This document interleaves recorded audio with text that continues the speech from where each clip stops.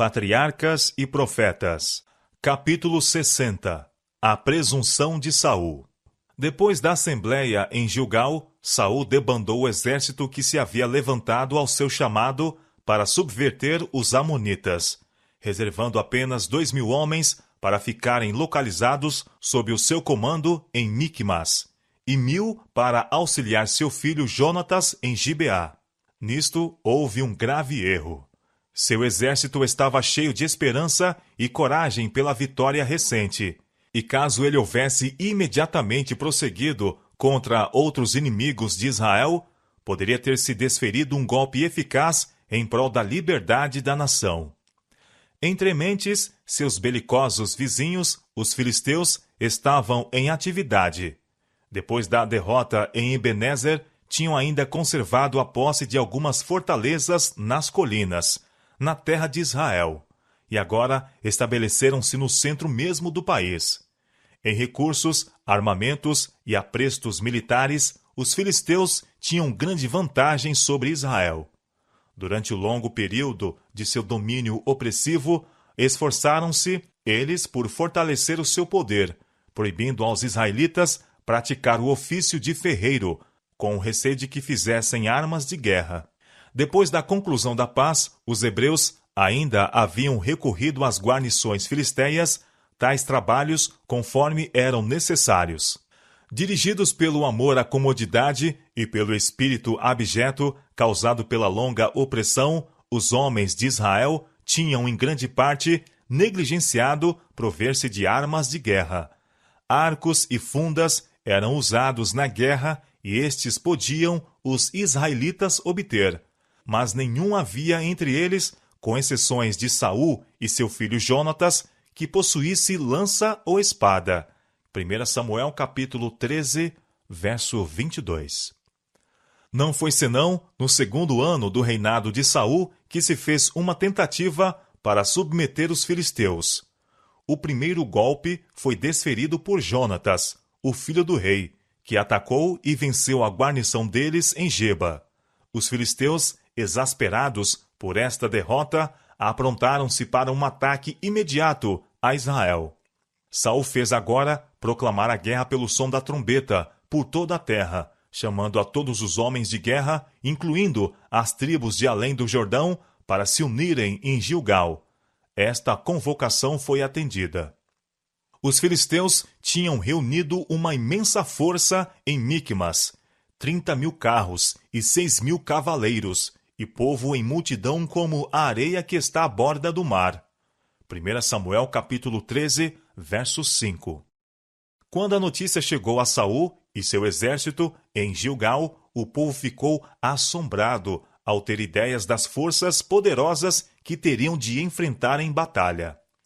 Não estavam preparados para defrontar-se com o inimigo, e muitos ficaram tão aterrorizados que não ousaram ir à prova de um encontro. Alguns atravessaram o Jordão, enquanto outros se esconderam em cavernas e covas, e entre as rochas que abundavam naquela região. Aproximando-se o tempo do encontro, o número das deserções aumentou rapidamente, e aqueles que se não retiraram das fileiras estavam cheios de presságios e terror. Quando Saul foi ungido rei de Israel, recebera de Samuel instruções explícitas concernentes à conduta a ser adotada no tempo em questão. Tu, porém, descerás diante de mim a Gilgal, disse o profeta, e eis que eu descerei a ti, para sacrificar holocaustos e para oferecer ofertas pacíficas. Ali 7 dias esperarás, até que eu venha a ti e te declare o que hás de fazer. 1 Samuel capítulo 10, verso 8. Dia após dia, Saul esperou, mas sem fazer decididos esforços para animar o povo e inspirar confiança em Deus. Antes que o tempo designado pelo profeta houvesse expirado completamente, ele se tornou impaciente com a demora e deixou-se desanimar pelas circunstâncias probantes que o cercavam. Em vez de procurar fielmente preparar o povo para o serviço que Samuel vinha realizar, alimentou incredulidade e maus pressentimentos. Buscar a Deus pelo sacrifício era uma obra soleníssima é importante.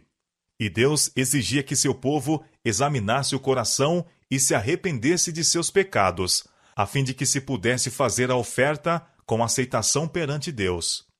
E a bênção divina acompanhasse seus esforços para vencer o inimigo.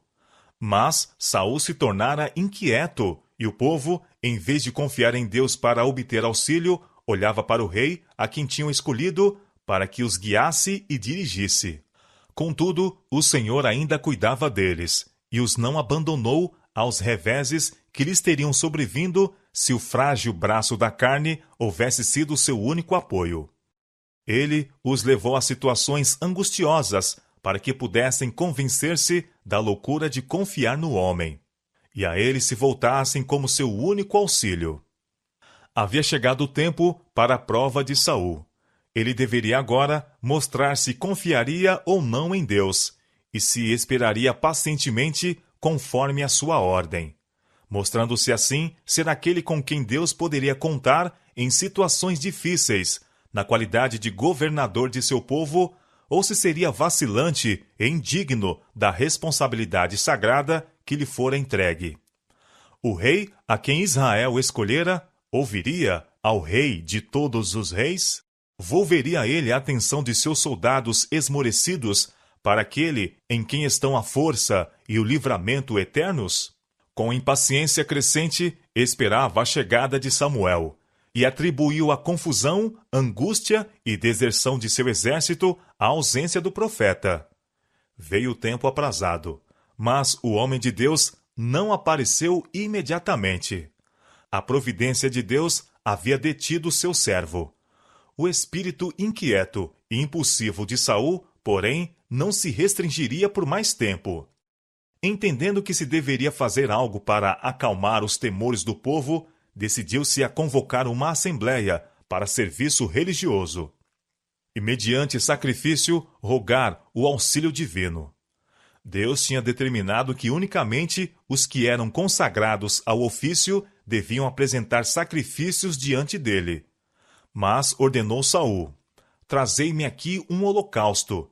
E, cingido como estava de armaduras e armas de guerra, aproximou-se do altar e ofereceu sacrifício diante de Deus. E sucedeu que, acabando ele de oferecer o holocausto, eis que Samuel chegou, e Saul lhe saiu ao encontro para o saudar. Samuel viu de pronto que Saul tinha procedido contrariamente à expressa instrução que lhe havia sido dada.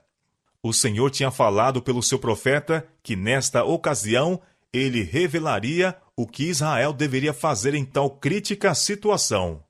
Se Saul tivesse satisfeito as condições sob as quais fora prometido o auxílio divino, o Senhor teria operado um maravilhoso livramento para Israel, com os poucos que eram fiéis ao rei. Mas Saul estava tão satisfeito consigo mesmo e com sua obra que saiu ao encontro do profeta como alguém que devesse ser elogiado em vez de ser reprovado.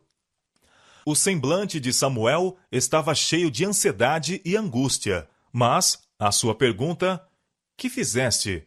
Saul apresentou desculpas de seu ato presunçoso.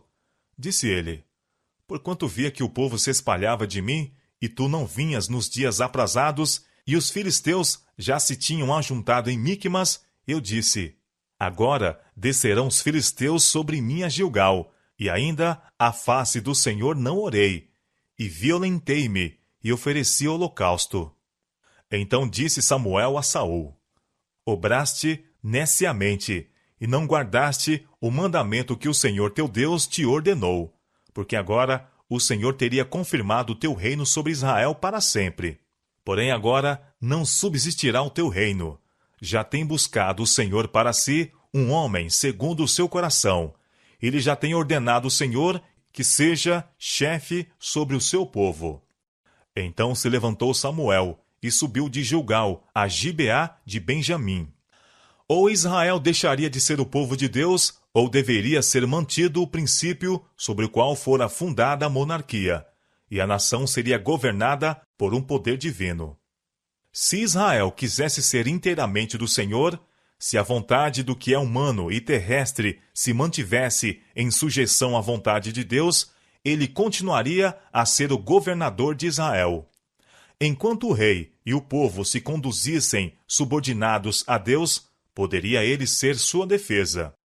Mas monarquia alguma poderia prosperar em Israel se não reconhecesse em todas as coisas a autoridade suprema de Deus. Se Saul tivesse mostrado consideração para com as ordens de Deus nesse tempo de provação, Deus poderia ter cumprido sua promessa por meio dele. Seu fracasso provou agora que ele não era apto para ser o representante de Deus ao seu povo. Ele transviaria Israel. Sua vontade, em vez da de Deus, seria força dominante. Se Saul tivesse sido fiel, seu reino teria sido estabelecido para sempre. Mas, visto que fracassara, o propósito de Deus deveria cumprir-se por meio de um outro.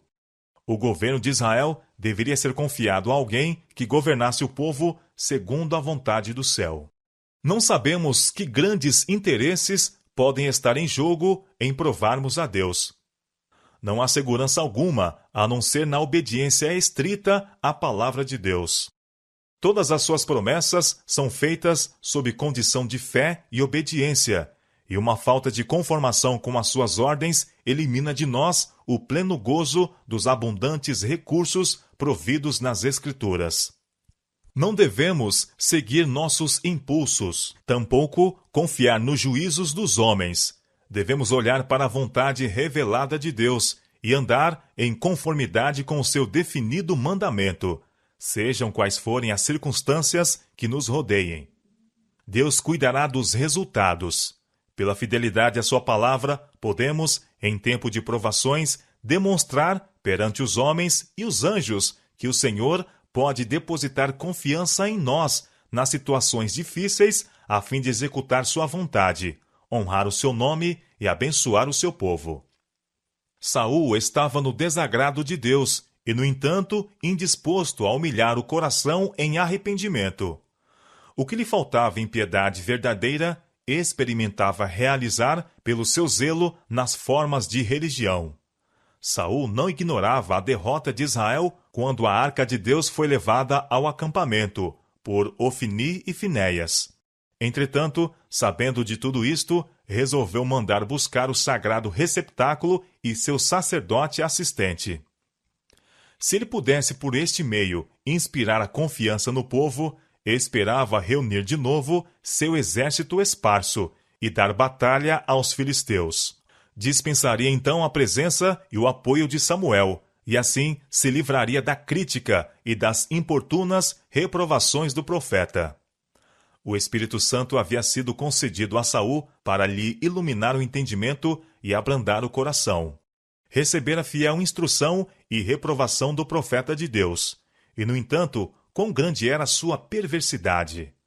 A história do primeiro rei de Israel apresenta um triste exemplo do poder dos maus hábitos nos verdes anos.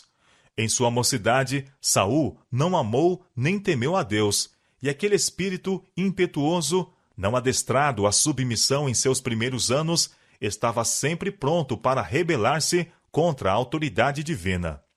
Aqueles que em sua juventude acalentam uma santa consideração pela vontade de Deus e que fielmente cumprem os deveres de seu cargo, estarão preparados para o serviço mais elevado na vida posterior.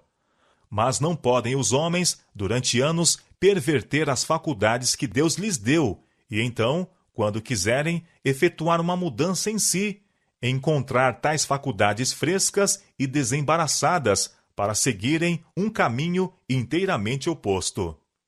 Os esforços de Saul para despertar o povo mostraram-se inúteis. Encontrando sua força reduzida a 600 homens, ele partiu de Gilgal e retirou-se para a fortaleza de Geba, tomada recentemente dos filisteus. Esta fortaleza estava do lado do sul de um vale profundo e escabroso, ou garganta, a alguns quilômetros ao norte do local de Jerusalém. Ao lado do norte do mesmo vale, em Miqumas, estava acampada a força filisteia, ao mesmo tempo em que as tropas destacadas saíam em diferentes direções a fim de devastar o país. Deus permitira que as coisas fossem levadas a uma situação crítica, a fim de poder repreender a perversidade de Saul e ensinar a seu povo uma lição de humildade e fé. Por causa do pecado de Saul, em sua oferta presunçosa, o Senhor não lhe daria a honra de vencer aos filisteus. Jonatas, o filho do rei, homem que temia o Senhor, foi escolhido como instrumento para libertar Israel. Movido por um impulso divino, propôs a seu pajem de armas que fizessem um ataque secreto ao arraial do inimigo. Porventura, disse ele, obrará o Senhor por nós, porque para com o Senhor nenhum impedimento há de livrar, com muitos ou com poucos. O pajem de armas, que também era homem de fé e oração, acoroçoou este plano, e juntos retiraram-se do acampamento, secretamente, para que não acontecesse encontrar oposição ao seu propósito. Com oração fervorosa, ao guia de seus pais, convieram em um sinal pelo qual poderiam determinar o que fazer. Descendo então para a garganta, que separava os dois exércitos, silenciosamente seguiram seu caminho, à sombra do rochedo e ocultos parcialmente pelas pedras e saliências do vale. Aproximando-se da fortaleza filisteia, ficaram à vista de seus inimigos, que sarcasticamente disseram: Eis que já os hebreus saíram das cavernas em que se tinham escondido. Sube a nós, e nós vô-lo ensinaremos. Querendo dizer que puniriam os dois israelitas pela sua audácia. Este desafio era sinal que Jonatas e seu companheiro tinham concordado aceitar como prova de que o Senhor favorecia seu empreendimento. Saindo agora da vista dos filisteus e escolhendo um caminho secreto e difícil, os guerreiros se dirigiram ao cume de um penedo que tinha sido considerado inacessível e não estavam muito fortemente guarnecido. Assim, penetraram no arraial do inimigo e mataram as sentinelas, que, dominadas pela surpresa e temor, não ofereceram resistência. Anjos celestiais escudavam a Jonatas e seu auxiliar. Anjos combatiam ao seu lado, e os filisteus caíam diante deles. A terra tremia como se uma grande multidão, com cavaleiros e carros, se estivesse aproximando. Jonatas reconheceu os sinais do auxílio divino, e mesmo os filisteus viram que Deus estava agindo para o livramento de Israel.